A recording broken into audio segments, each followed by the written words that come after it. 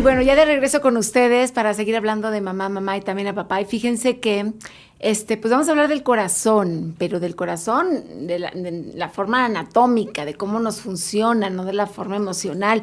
Tengo aquí un cardiólogo, está el doctor Julio César Sousa Sosa. Ahí parece trabalenguas. Como trabalenguas. Sousa Sosa. ¿Se burlaban de ti en la escuela, Doc? Sí. Sí, ¿verdad? Me sí. imagino. Sousa Sosa, Julio César. A ver, él es cardiólogo avalado por el Consejo Mexicano de Cardiología como especialista en cardiología y ecocardiografía en adultos, líder de opinión y reconocido por la revista Líderes Mexicanos como uno de los mejores médicos en México en 2024-2025. Ok. Y pues vamos a hablar de este tema que se llama corazón sano después de los 40. Sí se puede. El corazón, como todos los órganos, se va envejeciendo. Entonces es el miedo de que entre más pasa el tiempo puede tener más problemas. Efectivamente.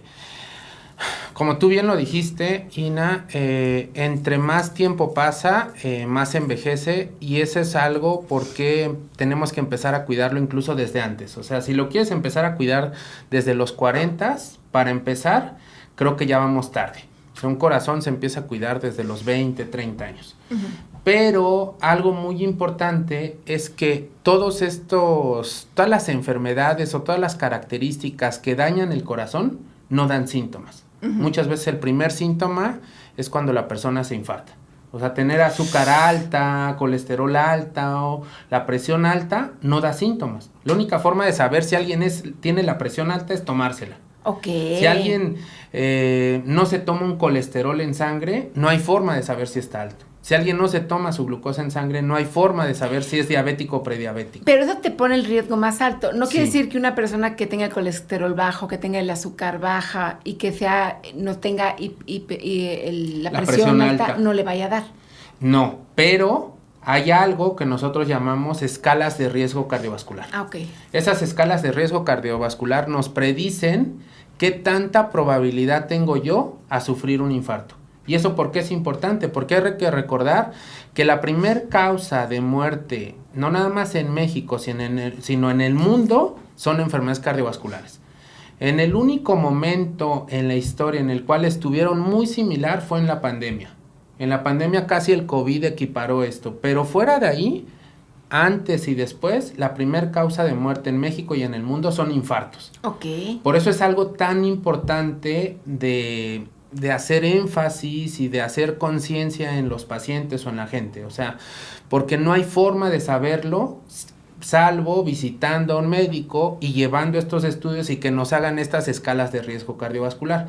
Y precisamente, comparativamente, alguien que tiene el colesterol normal contra alguien que tiene el colesterol alto, pues esta persona tiene un mayor riesgo de padecer un infarto. Entonces, esa es la gran importancia. Y también influye el género, ¿no? O sea, si influye el género, influye la genética, antecedentes, influye si fumo o no fumo, estilo de vida, comida, si hago ejercicio, si soy obeso. Justo todas estas características que tú mencionaste los llamamos factores de riesgo cardiovascular. Entre más de estas características yo tenga, mayor es el riesgo de que me infarte. O sea, una persona fumadora tiene más riesgo de que se infarte que una persona que Exactamente. No es. Una persona que no hace ejercicio tiene más riesgo de infartarse que el que hace ejercicio. Y justo cuando vas sumando tus características, oye, fumo, no hago ejercicio, soy gordito, tengo la presión alta, tengo el azúcar alta, tengo el colesterol alto, tengo las 6 características y además dijiste algo muy importante, el género. Los hombres nos infartamos más que las mujeres. Hasta que viene la menopausia. Hasta la menopausia. ¿Por qué? Porque los estrógenos nos protegen a las mujeres. Estos cambios hormonales que tienen ustedes como mujeres las protegen hasta esta edad posmenopáusicas. Ah, ok. Ya después de la menopausia ya no estamos protegidos. Después de la menopausia se equipara este riesgo. Qué fuerte. O sea, el riesgo de que se infarte una mujer y un hombre después de esta edad es el mismo. ¿Por qué el tema después de los 40? O sea, ¿viene una caída a los 40 años? ¿O qué pasa a los 40? Porque creo que empiezas a envejecer. O sea, sí, el envejecimiento viene poco a poco. Pero creo que cuando ya se te considera como adulto mayor es después de los 60. Pues tú lo dijiste bien, porque empezamos a envejecer. O sea, justo otro factor de riesgo que nosotros metemos en estas escalas de riesgo es si tengo más edad o no. ¿Ok? O sea, no tengo el mismo riesgo de infartarme si tengo 20, si tengo 30, si tengo 40 o si tengo 50 o 60. Ok. Entonces, creo que es un buen punto a tomar en cuenta y algo que yo les comento a mis pacientes, a ver, a final de cuentas, ya hiciste lo que quisiste, ya echaste relajo, ya fumaste, ya no hiciste ejercicio. Creo que es momento de tomar conciencia y algo que es súper importante, normalmente lo que yo he notado es que a esa edad, nosotros como seres humanos ya te preocupas porque dices, oye, no, ya tengo mis hijos, sí, claro, tengo esto, tengo que cuidarlos, porque les falta estudiar la universidad, porque tengo que hacer esto, o sea, quiero vivir eso y justo es por eso que empieza como que esa conciencia. Ahora, el corazón, pues normalmente, digo, ojalá que nos hicieran a todos el tamiz cardíaco neonatal, ¿no? Algo así se llama, porque pues normalmente no te lo hacen si no lo exiges, tengo entendido, en los hospitales. Y ahí sí se te puede detectar si hay algo, porque muchas veces ves chavitos que crecen y nadando o jugando fútbol, de repente, ataque fulminante. A este tema, lo que hace el tamiz es que me diagnostica o me da el riesgo de que yo pueda tener una cardiopatía congénita. Ok. Entonces, justo son niños que por alguna cuestión, alguna cardiopatía congénita que así nacieron, por eso es que pueden tener algunas enfermedades del corazón. De hecho, todos los atletas de alto rendimiento tienen que hacerse esos estudios del corazón porque lo ponen a trabajar al 100. Todos los atletas de cualquier deporte, algo muy importante es que tienen que tener previo una evaluación cardiovascular y de forma muy constante. Sí, porque eso es el corazón. Porque si no existe el riesgo de esto que tú mencionaste, a eso le llamamos nosotros los cardiólogos muerte súbita. Sí, muerte súbita. Oye, Doc, ¿tú haces cirugías o eres clínico? Yo soy cardiólogo clínico y ecocardiografista. Me dedico mucho al área de imagen del corazón. Pero a ver, de repente esa pregunta me la hacen mucho los pacientes. Y algo muy importante es, creo que el que alguien esté bien depende de que alguien lo guíe muy bien en ese proceso. ¿Por qué? Porque de repente creemos, oye, tengo una lesión en una arteria del corazón, si me le ponen un stent, a ver, te hacen un cateterismo sin necesitarlo. Sin necesitarlo, o incluso, a lo mejor lo necesitas, teniéndose una obstrucción en una arteria del 90%.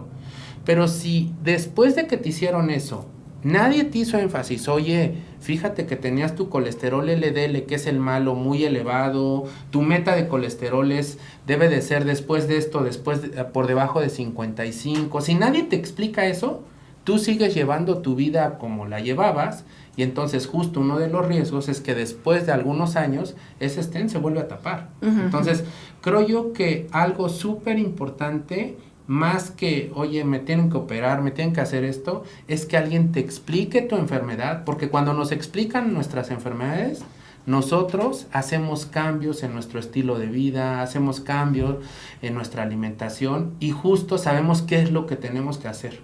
Si nadie nos lo dice, seguimos igual. Pues lo que pasa es que pensamos que nunca nos va a pasar, ¿sabes? Sí. Y lo piensas, piensas en personas mayores que llegan a infartarse y además, ahora vamos a hablar de eso también, porque te lo ponen en las películas de que se agarran el hombro y se tiran y es el infarto. Y creo que el infarto tiene diferentes avisos, no nada más es el brazo izquierdo, que hasta dicen, te duele el brazo izquierdo, no es el derecho. No te preocupes, entonces te dormiste chueco. O sea, pareciera que nosotros como que hasta diagnosticamos y sabemos cómo funciona un ataque cardíaco porque lo vemos en las películas y en las novelas. Y tiene alarmas diferentes. Sí, algo que siempre les comento a mis pacientes, le digo, a ver, los pacientes no leen los libros. Los datos típicos de sentir una opresión en el pecho, que esa opresión se me vaya hacia el cuello, sienta como que me ahorcan, dolor en la mandíbula, en las muelas, o que se me vaya hacia el brazo izquierdo, eso es lo más típico y de hecho le llamamos síntomas típicos. Pero hay poblaciones y generalmente yo creo que es muy importante hacer énfasis en 3 poblaciones. Mujeres, pacientes diabéticos y pacientes geriátricos, que son pacientes de más de 60 o 65 años. A ver, otra vez, ¿mujeres? Mujeres, pacientes diabéticos y pacientes geriátricos, que quiere decir pacientes de más de 60 o 65 años. Ok. Estos 3 grupos de pacientes presentan normalmente síntomas atípicos. Ok. O sea, de repente algunos de estos pacientes tenían un dolor en la boca del estómago y fueron clasificados durante 1 o 2 semanas Sí. que era una gastritis, Sí. les dieron tratamiento y cuando llegan con nosotros, sorpresa, te infartaste hace 2 semanas. O sea, te puede dar un infarto, es el infarto silencioso. El 40% de los pacientes que se infartan pueden tener infartos silenciosos, que no dan síntomas típicos. Algunos de estos pacientes, por ejemplo, también algo más común es que el único que tienen es falta de aire, se cansan, con actividades que previamente no se cansaban. Oye, si ha pasado que le hacen el electrocardiograma y dices, uy, tuviste 3 microinfartos. Tuviste Pero infarto. ¿cómo ni cuenta me di? Sí, y en el electrocardiograma marca que tuvieron Sí. 3 microinfartos. Sí. Son esos infartos. Son infartos silentes, le pero llamamos. son avisos. ¿O no? Pueden no dar síntomas. No, pero son avisos a que venga el grande. Es como, o no Es que yo necesariamente.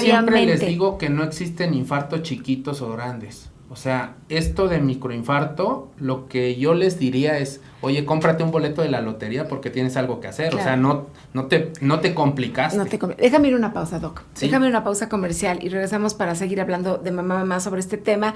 Y bueno, es que es bien importante que escuchemos los síntomas, ¿saben? Porque se pueden confundir y ahí está en peligro, pues, la vida. Vamos a una pausa, regresamos.